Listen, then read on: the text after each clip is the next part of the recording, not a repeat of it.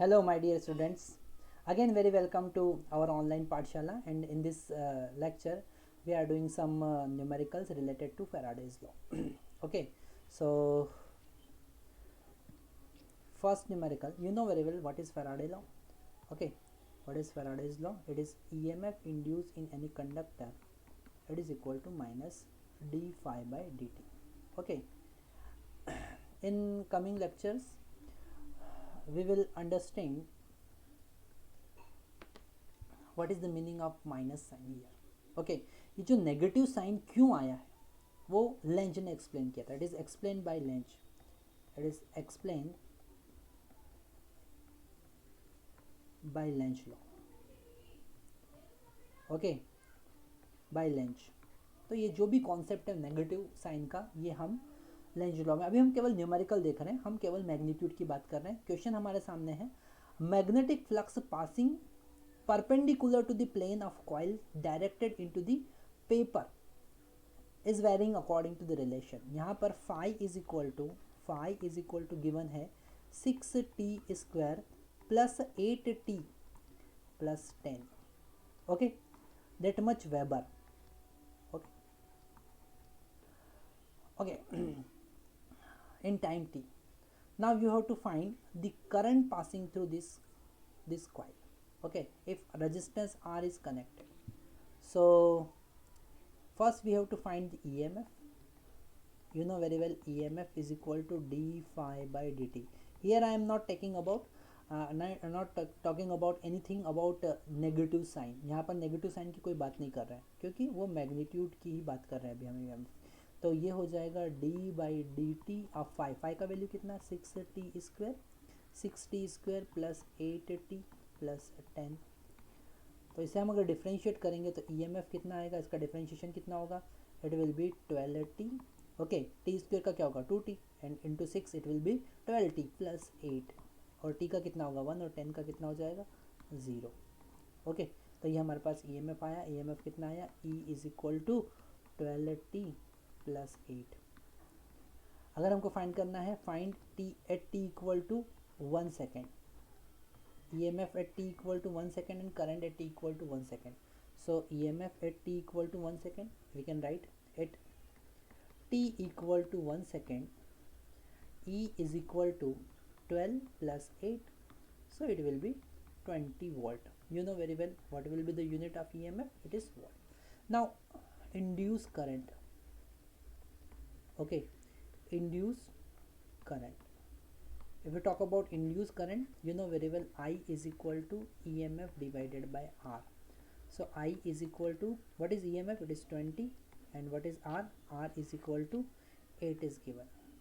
okay, so it will be 5 by 2 ampere। it will be 5 by 2 ampere। so this type of question is very simple। you have to just understand how to differentiate, how to use the formula। okay, next problem देखते हैं। Question है, a wire of length L is form a circular loop lying in a plane normal to the magnetic field B। okay, if the wire is converted into the square loop in time t, find the average EMF। okay, so in starting it is circular loop, it is circular loop। okay, it is circular loop, let us consider radius R। so you can find the relation between this radius and length। so L is equal to 2 pi R। so here R is equal to L by 2 pi, this is the radius। okay, now it will convert into a square। okay, now again you can find the side of square, so L is equal to 4a, so a is equal to L by 4, this is the side of square। now in first case area is pi R square, you know very well। so pi, and what is R, it is equal to L by 2 pi whole square। so in first case area is equal to, pi will be cancelled out, so L square divided by 4 pi।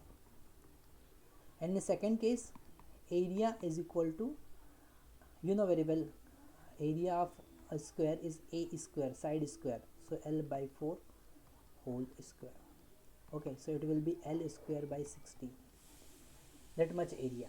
Okay, now if we are converting square loop into circular loop into square loop, so area is changing.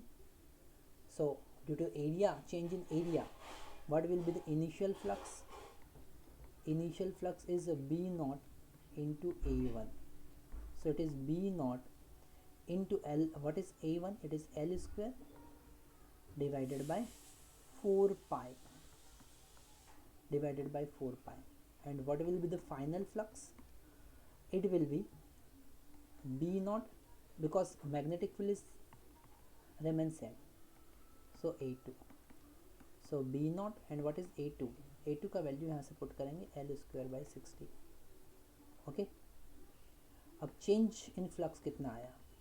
तो final minus initial, तो यहाँ से हमको कितना पता चल रहा है? वो होगा B नॉट, कॉमन हम ले लेंगे, L square divided by 4 pi minus L square divided by 60.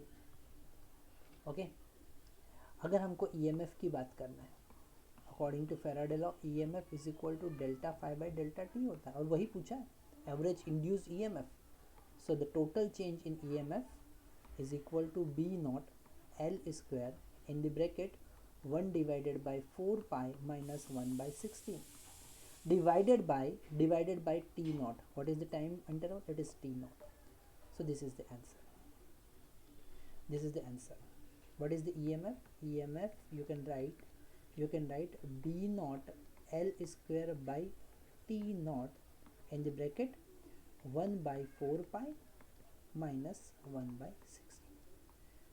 Okay, also you can simplify it. वो होगा B naught L square. Okay, और ये हो जाएगा 16 पाई T नॉट, और ऊपर हो जाएगा 4 minus pi. Okay, so this will be the correct answer. इस तरीके से हम क्वेश्चन सॉल्व कर सकते हैं. और कुछ क्वेश्चंस देखते हैं. क्वेश्चन है a coil of area 500 centimetre square. Okay, area कितना गिवन है? Area is equal to 500 centimetre square. अगर इसे मीटर में हम कन्वर्ट करेंगे तो वो हो जाएगा 500 into 10⁻⁻⁴ metre square. Okay, and number of turns is equal to 1000. Okay, perpendicular to the uniform magnetic field B यहाँ पर गिवन है 0.4 गॉस. और हमको पता है, हमने फर्स्ट लेक्चर में देखा था relation between Gauss and Tesla. So it is 0.4 into 10⁻⁻⁴ Tesla. Okay, this is the B. Coil is turned through 180 degree in 1 by 180 degree in 1 by 10 second. Calculate average EMF. Initially the area vector of coil A vector, okay, and magnetic field B having angle theta equal to 0 degree. और अगर इसको हमने 180 degree rotate कर दिया तो अब इस case में मैग्नेटिक फील्ड तो अपवर्ड ही रहा, पर एरिया वेक्टर पहले वाले के रिस्पेक्ट में डाउनवर्ड हो गया. तो यहाँ पर थीटा जो हुआ वो 180 डिग्री हो गया. थीटा इज इक्वल टू कितना हो गया? 180 डिग्री. ओके, तो यहाँ पर इनिशियल फ्लक्स कितना है? वो है B into A. Final flux कितना है? वो होगा B into A into cos 180 degree, और कॉस 180 माइनस 1 होता है, is minus B A. Okay, it is cos 0 degree. So it is equal to B A. Cos 0 हमको पता है कि 1 होता है. ओके, तो चेंज इन फ्लक्स की अगर हम बात करें तो वो हो जाएगा -2BA. कैसे? ज़रा देखो, फाइनल माइनस इनिशियल, तो फाइनल है -BA और इनिशियल है BA, तो इट विल बी -2BA. ये हमको समझ में आया. ओके, टाइम हमको गिवन है, सबका वैल्यू हम कैलकुलेट करते हैं, डेल्टा फाई का वैल्यू हम कैलकुलेट करते हैं. यहाँ पर नंबर ऑफ टर्न्स का भी हमको मल्टीप्लाई करना पड़ेगा. सो n into 2 into BA.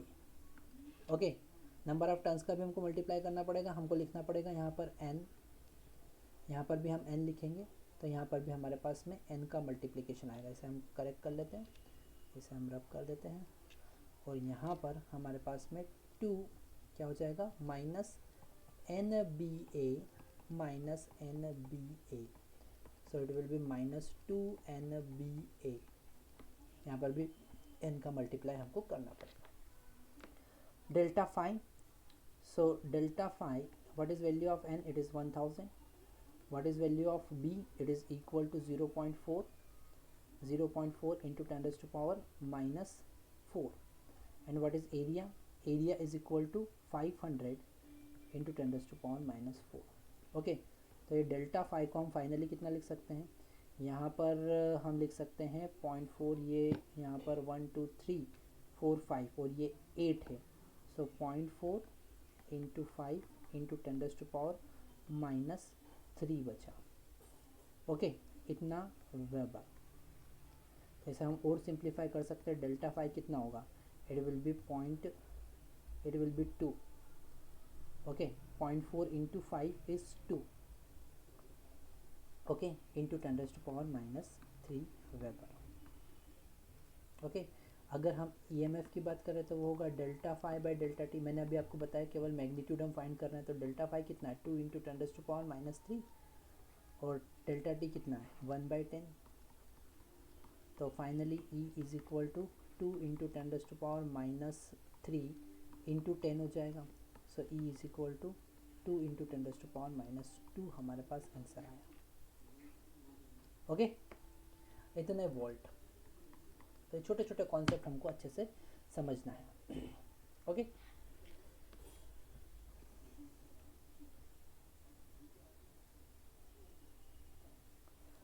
Next question हम देखते हैं आगे। नेक्स्ट क्वेश्चन है, a close coil consist 500 turns on rectangular frame. Okay, तो यहाँ पर नंबर ऑफ टर्न्स हमको कितना दे रखा है 500, और rectangular frame having area A equal to 4 centimetre square. Okay, has resistance 50। Okay, resistance equal to 50 ohm given है। ओके, क्या क्या गिवन है पहले हम लिख लेते हैं। Coil is kept with its plane perpendicular to the uniform magnetic field. Okay, magnetic field also given, it is equal to 0.2 Tesla. Wow. Okay, the calculate amount of charge flow through the coil if it is turned over 180 degree. Okay, again we will calculate delta phi, so it will be minus 2bna. Okay, similar to the previous question. If you are not getting this, how I am finding delta phi is equal to minus 2bna, so you can see previous question. Okay, now we are talking about charge. अगर हम charge की बात करें, जरा ध्यान से समझो, तो करंट को क्या लिखोगे आप, करंट को लिखोगे delta Q divided by delta T. Okay, और ये करंट क्या होगा -1/r इंटू delta phi by delta T. Okay, ये डेल्टा टी को डेल्टा टी से कैंसिल करेंगे, तो amount of charge flow will be -1/r इंटू डेल्टा फाई। बस आपको कुछ नहीं करना है, डेल्टा फाई को r से डिवाइड करना है। डेल्टा फाई हमको पता है, तो amount of charge flow is equal to 1/r into 2BAN। Okay, negative sign यहाँ पर कंसिडर नहीं करेंगे, क्यों, क्योंकि केवल मैग्नीट्यूड की बात की है, नेगेटिव साइन उसका पोलरिटी बता रहा है, तो 2BAN divided by R। Okay, तो यहाँ पर वैल्यू पुट करते हैं 2 एज इट इज़। बी का वैल्यू कितना है, बी का वैल्यू हमको 0.2 गिवन है। ए का वैल्यू कितना 4 centimetre, so it can be written as 4 into 10 to power minus 4 metre square.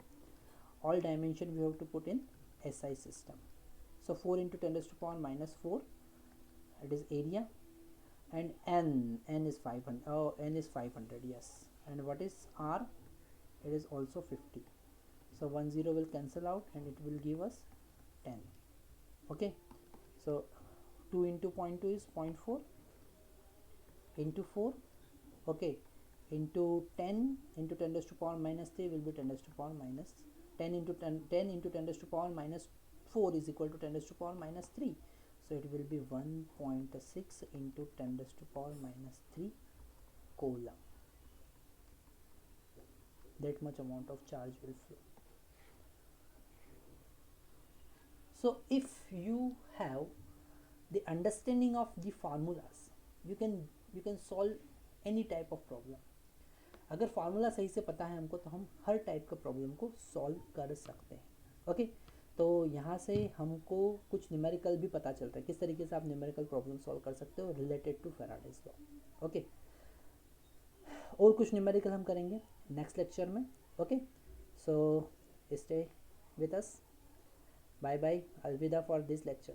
Okay.